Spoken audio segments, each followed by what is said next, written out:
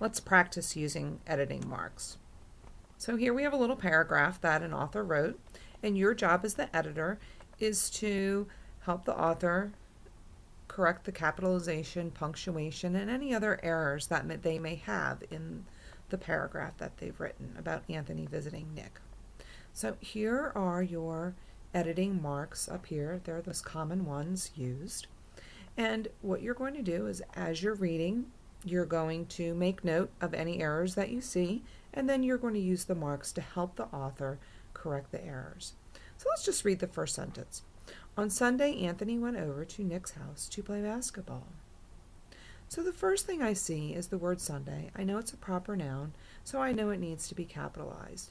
When I look at my key up here, it says to capitalize a letter, I need to put three lines under it. So that's what I'm going to do. Under the letter S for Sunday, I'm going to put 3 lines. That lets the author know that they need to make that a capital letter.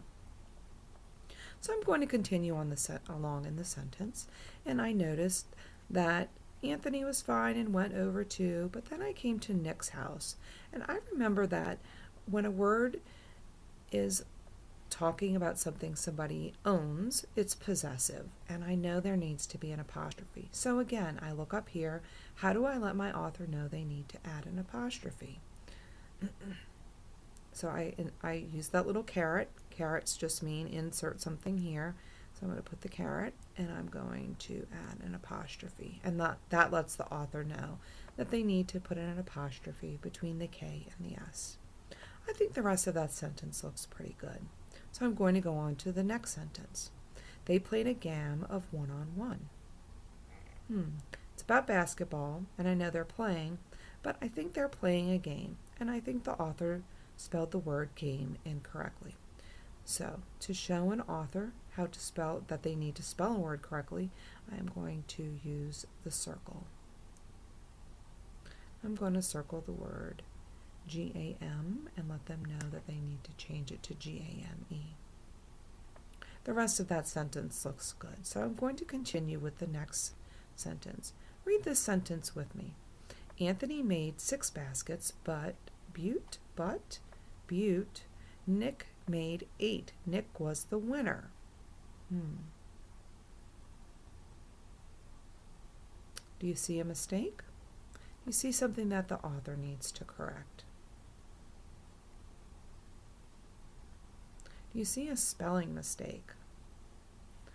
Anthony made 6 baskets. Nick made 8. I think the author wanted to make this word but. Anthony made 6 baskets, but Nick made 8. So what do you want to let the author know that they need to do? Yes, you want to let them know that they need to spell correctly the word but. So you're just going to circle it. You're not making any changes for the author. You're just letting them know what you're seeing. And then I look at that name, Nick, and I know that it's a proper noun, so it needs to have a capital letter. So what do I put under the N in Nick to let the author know that it needs to be a capital or uppercase letter? Look up here to help you. Yes, you're right, 3 lines.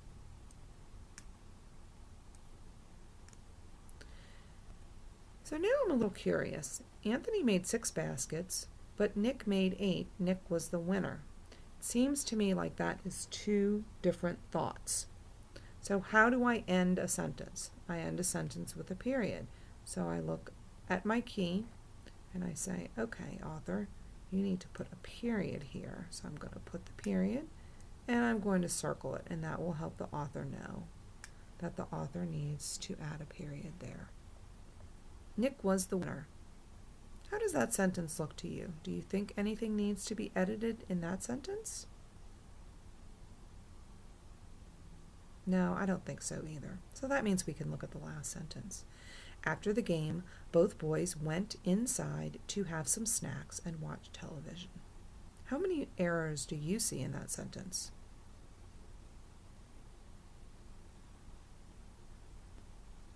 I'm seeing 3 errors in that sentence. The first one I see is a spelling error. What do we do if a word is spelled incorrectly?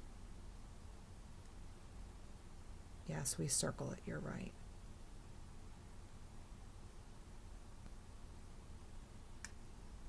Now for the words in and side, I know that that is one word. So it's not spelled incorrectly.